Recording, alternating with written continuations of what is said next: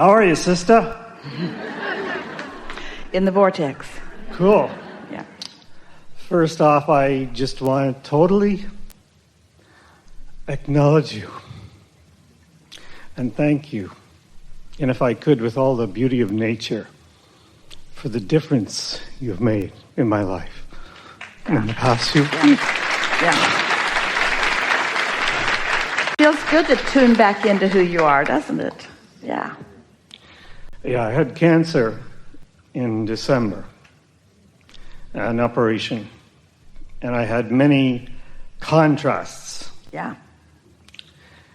And your teachings helped me to so focus on what... On your decision to stick around here for a while because you got more stuff you want to do. Oh, yeah. Yeah. A long time. Yeah. Yeah. So I decided to focus on what I wanted. And by doing so, I made a discovery. I focused on that I wanted healthy cells. And the discovery I made was discovering what a healthy cell was. And I patented it. And I'm currently in the process of getting it tested. And in all likelihood, from everything I've seen, once it's verified, and it will be. Yeah, it will be.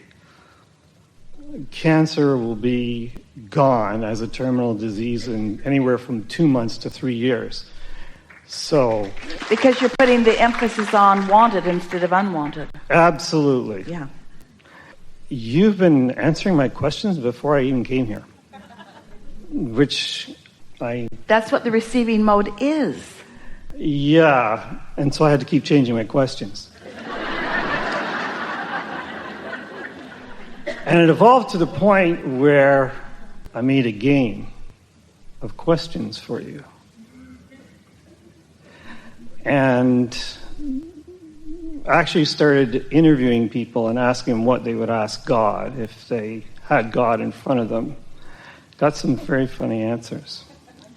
So I took the best of them and also the best of my own and put it into like 15 questions. All right.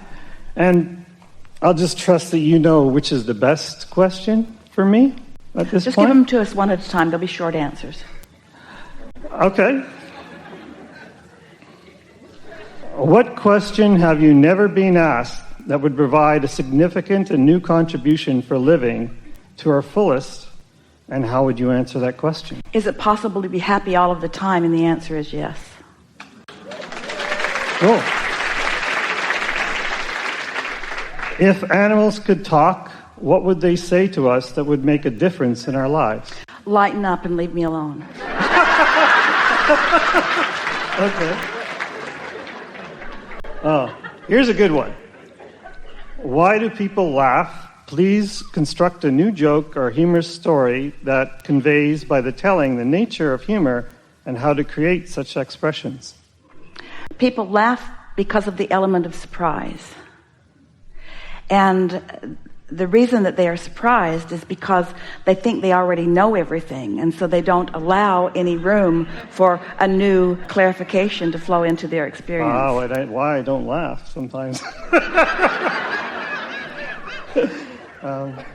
We don't laugh very often. It's because you don't catch us by surprise. Here's a good one. Here's a really awesome one. And this is what I'm up to. This is what I'm up to creating. Because that patent, I found out how much it was worth. It's like, your teaching is going to make me a billionaire.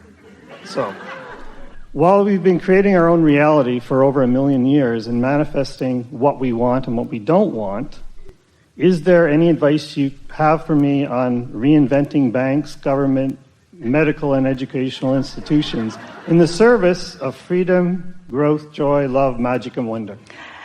Exactly the same process that led you to the idea of what is a wanted cell will lead you to that. The corruption and the confusion and the discordance that's present has caused you to already put all of the components of all of that into your vortex.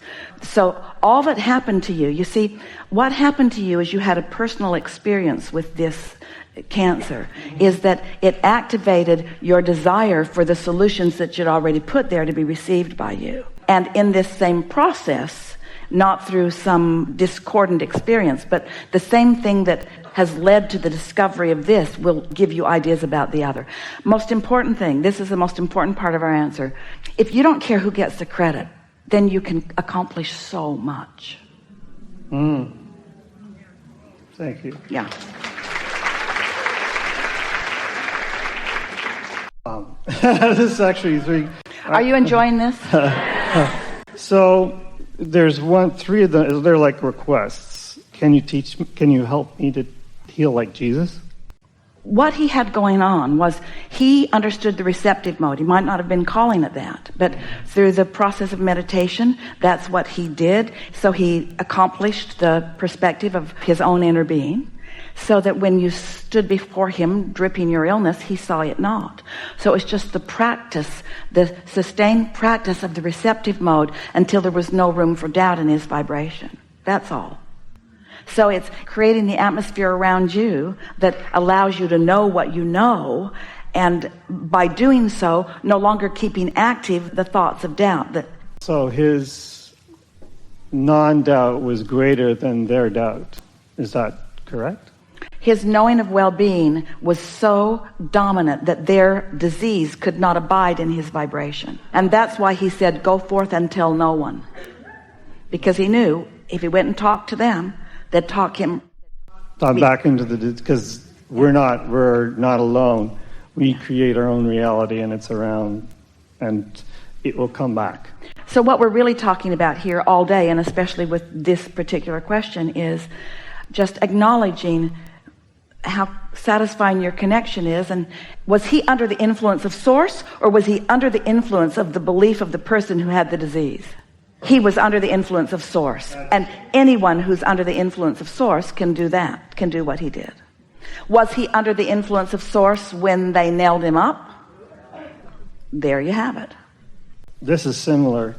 It's can you teach me to read the Akashic records like Edgar Cayce? If we don't want you to go back 20 years. Okay. So if you believe that the Akashic records are what's in the vortex, that's what we've been talking about all day long. So just don't try to read them all at once. Just get into the receiving mode and let what you're ready for flow to you at the perfect timing. Yeah. That's what I'm learning today. It's that's what I'm learning today. Yeah. I was wondering, if you would. I published a book on a unified field theory in physics, and I self-published it because I have contrast going on, I guess, and I was wondering if you would review it, look at it, and if you see it's worthy. Of course it's worthy. Send it to a publisher. Yeah. Hey, okay. Okay. They're eating that up. It's the time for your book. Okay. Yeah. So this is from children. Yeah. Okay. How do you perform miracles? When will God perform his next miracle, and what will it be? So give it to us one at a time. Okay. How do you perform miracles? What a miracle is the laws of the universe responding in their normal way. You call them a miracle because you don't believe. When you believe, they'll happen instantaneously, but you won't call it a miracle. You'll call it normal life experience. Okay. When will God perform his next? Got that already. Okay. And what will it be? Whatever you want it to be. Okay. People are weird because you want to call something a miracle just because most people don't believe it. But they happen all the time, right? But the very fact that you're calling it a miracle is what's in your way, because you make it rare, you make it unlikely, you make it doubtful. Do you know how much is going on? Every now and again, something really extraordinary will fall into place, and Esther will say, oh, that was so great. And we say, it's child's play. You're supposed to get everything you want. And your consciousness here pointing things in the direction, it's what it's all about. And it's not miraculous. It's co-creating with source energy just the way you intended when you came forth. Not one of you said, I'll go forth, I'll get myself so pinched off that I'll lead a mediocre life, and then when I let a little bit of it in accidentally, we'll all call it a miracle. That's why I think you're so brilliant. Yeah. This is from my son, who claims he's smarter than me. And he is. Well, of course he is. He's later than you. He came in on the basis of all that you are and added to it. Everything that's new is more than everything that came before. You can renew yourself with your own inner being, but we're just saying, as things usually go. So I want to see what your answer to this question is. What is the ultimate equalizer amongst all of humanity, and how to present it to the world in such a way which makes the leaders of the world realize specifically what has to be done for the survival of all living things on our planet to bring all people together as one community with the same goals? Well, that's 20 questions. But the answer is, the equalizer is love, which equals alignment. And how do you bring it about? You just be it and live it through the clarity of your example. And you know you've really got it when they're behaving differently and it doesn't bother you. So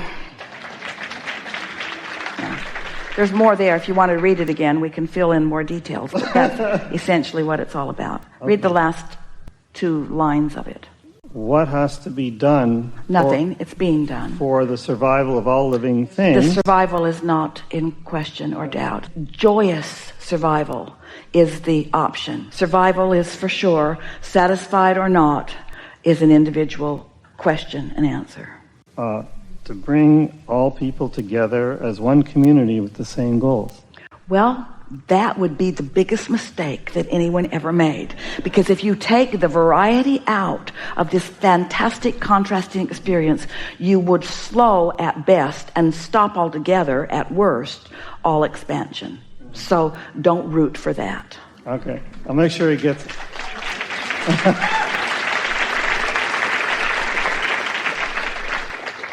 Okay. With contrast and feeling, our guidance system, there are many health issues in the world. It could be said that there's a major cause of interest in that area, and every single person is born with a natural gift. Is it possible that each person's gift is particularly useful in resolving individual health issues? Well, you could say that there is a universal vortex, and so everything that everybody is living is going into that universal vortex. But individuals are creating their own reality, and any time that you start trying to make everything a big collective issue, that's when you get all balled up, because then you feel like you need to get the cooperation of the others and what they're about involved, and that will never happen. So if you can just separate yourself from what you think everybody else is living and what everybody else is wanting, and just focus upon the things that your own life produces for you, and then teach through the clarity of example how easy it is and how comfortable it is to get what you want, then through your example others may follow. I'm not sure if that quite answers my question, because I'm aware of a process that finds a person's natural gift that they were born with. But that implies that you made all of the decisions about this experience before you got here, and that's just not true. Your natural gift, if you want us to identify something singular like that, your natural gift is alignment. Oh, so that would be a no, then, that if they have this gift, that they might create... Everyone's born with it and utilize it in varying degrees. And so they could get whatever health issue, but it doesn't necessarily relate to a contrast that they intended. You're making it so much more complicated than it needs to be. I do that. Okay, this question, would you consider letting me interview you? You just did. Okay. Maybe. That's a question for Esther's scheduling. Okay, well, and she's really busy having a lot of fun. Okay, well, I can send you information. If you promise fun... Oh, absolutely. Then she might consider it. Yeah, because I've done some things around similar to what you have done, but I've called it different things. Like I've called it law of success around we create our own reality. That we're powerful and we create. Good title. Yeah. Law of success, and law of success meaning law of being happy, law of joy. What's next? See the clock? Yeah.